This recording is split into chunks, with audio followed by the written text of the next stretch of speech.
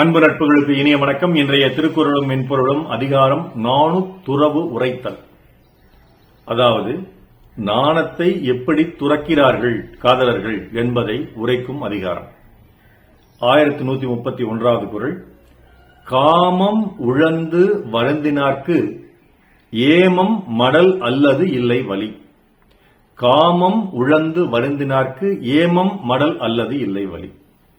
காதலில் விழுந்து பின் காதலியை பிரியும் காதலனுக்கு அவளை சேர்வதற்கு வலிமையான பாதுகாப்பான வழி என்பது மடல் ஏறுதல் தான்.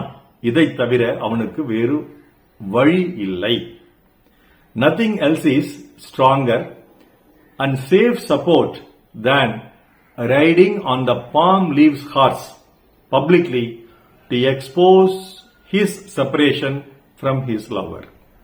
என் துரைப்பா, மடல் ஏறுதல் போல காதல் பிரிவை அறிவிக்க வேறில்லை நன்று. மடல் ஏறுதல் போன்று காதல் பிரிவை அறிவிக்க வேறில்லை நன்று. இந்த மடல் ஏறுதல் அப்படின்னா என்ன? இது பலருக்கும் இந்த காலத்தில் தெரிஞ்சிருக்கிறது வாய்ப்பில்லை. ஏன்னா இந்த காலத்தில் அப்படி நடக்கிறது இல்லை. அந்த காலத்தில் எப்படி இருக்குமா, தலைவனும் தலைவியும் காதலில் விழுந்து காமத்திலும் விழுந்து அதன் பிறகு தலைவி வீட்டாருக்கு தெரிஞ்சு, அந்த காலத்தில் அப்படித்தான் போல் இருக்கு, தலைவியை பிடிச்சி வீட்டுக்குள்ள போட்டு பூட்டி வச்சிடறாங்க, பயங்கர பாதுகாப்பு வச்சிடறாங்க. அவளால் வீட்டை விட்டு வெளியில வர முடியல, தலைவனால அவளை பார்க்காம இருக்க முடியல. இப்ப இந்த காலத்தில் என்ன பண்ணுவான் தலைவன்? மொபைல்ல செல்லிடைபேசியில தொடர்பு கொள்ள நினைப்பான், நண்பர்கள் தூது விடுவான், அந்த வீட்டுக்கு முன்னாடி இந்த பக்கம் அந்த பக்கம் நடந்து போவான், ஜன்னல் வழியாக ஏதாவது சமிஞ்சை கிடைக்கிறதா அப்படின்னு, மெயில் ஏதாவது வருதான்னு பார்ப்பான். இப்படி பலவிதமான எதிர்பார்ப்புகளுடன் அந்த தலைவன் இருப்பான். ஒண்ணுமே நடக்கலன்னா என்ன பண்ணுவான்?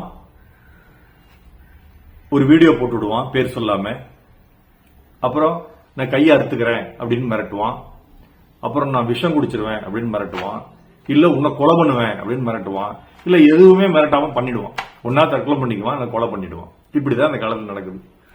அந்த காலத்துல மடல் ஏறுதல்னு ஒரு சடங்கு இருந்திருக்குது, ஒரு அறிவிக்கை இருந்திருக்கு. பறையொலி அறிவிக்கிற மாதிரி ஒரு அறிவிக்கை இருந்திருக்கு.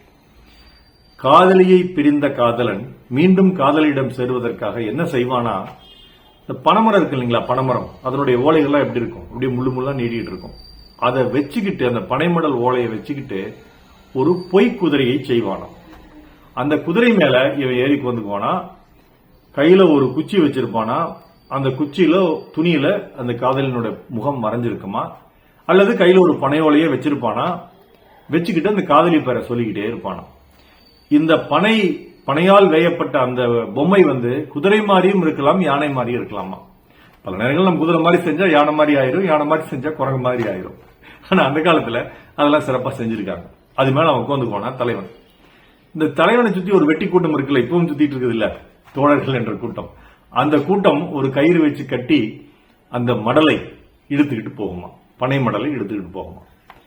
அதுக்கு சக்கரமெல்லாம் கிடையாது, பிடிச்சி தரத்தானு இழுத்துட்டு போவாங்க. இவனுக்கு காலில் வச்சு கீழே வச்சு தள்ளிட்டு போவான். இது கற்பனை பண்ணிக்க அந்த காட்சியை. அப்ப அந்த பனை மடல் முள்ளா குத்திட்டு இருக்கிறதுல இவன் உட்காந்துட்டு இருப்பான், நீட்டிட்டு இருக்கிறதுல. அப்ப அது இவன் மேல குத்தும், ரத்தம் வழியும், வலி கொடுமையா இருக்கும்.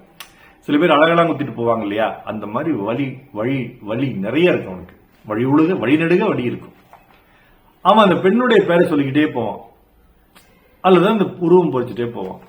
இதை பார்த்துட்டு அந்த ஊர் மக்கள்லாம் போய் அந்த பெண்ணினுடைய அப்பா அம்மா சொல்லுவாங்க, அவனை சேர்த்து வச்சிருங்கப்பா, பாவம் அவன் செத்து போயிட போறா அப்படின்னு சொல்லுவாங்க.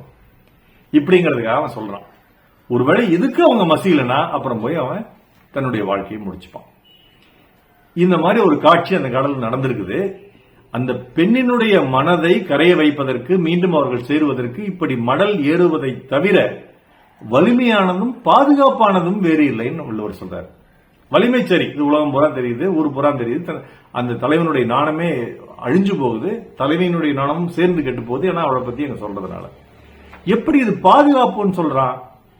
இவன் போய் அந்த கத்தி எடுத்து அந்த பிள்ளை குத்துல, இவன் போய் வீட்டுக்குள்ள போய் ரகலை பண்ணல, இவன் சோசியல் மீடியால போய் சமூக ஊடகத்தில் பேசல. அதனால அந்த பெண்ணினுடைய குடும்பமானம் போறது ஓரளவுக்கு தடுக்கப்படும். இவனும் தற்கொலை பண்ணிக்கல, எடுத்த உடனே கொலையும் பண்ணல. அதனால இவங்களுடைய உயிர்களும் பாதுகாக்கப்படும். அதனால பாதுகாக்கப்படக்கூடிய ஒரு வலிமையான அறிவிக்கை இந்த மடலேறுதல் அப்படின்னு ஐயன் சொல்றாரு. ஏமம் அப்படின்னு சொல்றாரு. இதற்கு ஒரு திரைப்பட பாடல் தேடி பிடிச்ச பின்னிடுச்சுங்க. அந்த பாட்டை மட்டும் நீங்க ஒளிக்காட்சியில கேட்டுட்டு அந்த வரிகளை எடுத்து படிச்சு பாத்தீங்கன்னா, அந்த ஒளிக்காட்சியில பார்த்துட்டு அந்த வரிகளை படிச்சு பாத்தீங்கன்னா, என்ன பாட்டுங்க அப்படின்னு சொல்லட்டும். என் நெஞ்சிற்கு நீங்க கவிப்பேரரசு எழுதின பாட்டு, பம்பாய் படத்துல.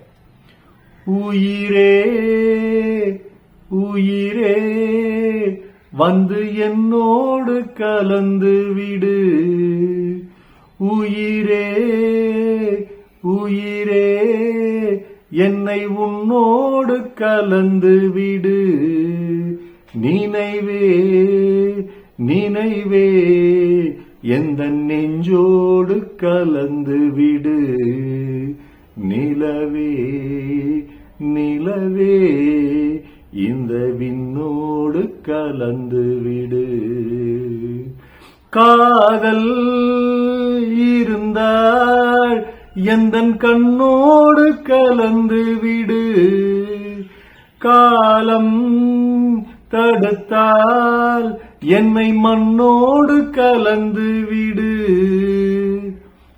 என் சுவாச காற்று வரும் பாதை பார்த்து உயிர் தாங்கி நான் இருப்பேன், மலர் கொண்ட பெண்மை வாராது போனால் மலை மீது தீக்குழிப்பே, என் உயிர் போகும் போனாலும் துயரில்லை கண்ணே அதற்காகவா பாடினேன், வரும் எதிர்காலம் உன் மீது பழி போடும் பெண்ணே அதற்காகத்தான் வாடினேன், முதலா முடிவா அதை உன் கையில் கொடுத்து விட்டே.